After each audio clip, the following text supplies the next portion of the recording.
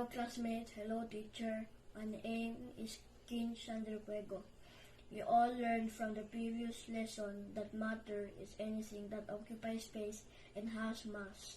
We also learned about the three different states of matter: the solid, liquid, and gas. Matter can change from one state to another. Changes happen when we heat or cool matter.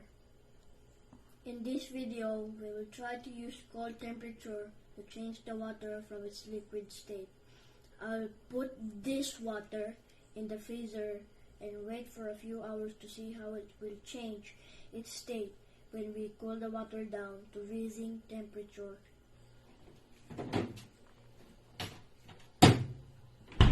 We will come back for it later to see the result. We left the water inside the freezer overnight, and now it's time for us to take it out and see what happened to the water.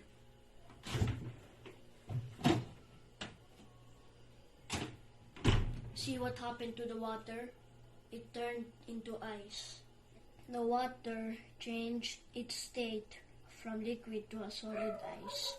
This process is called solidification.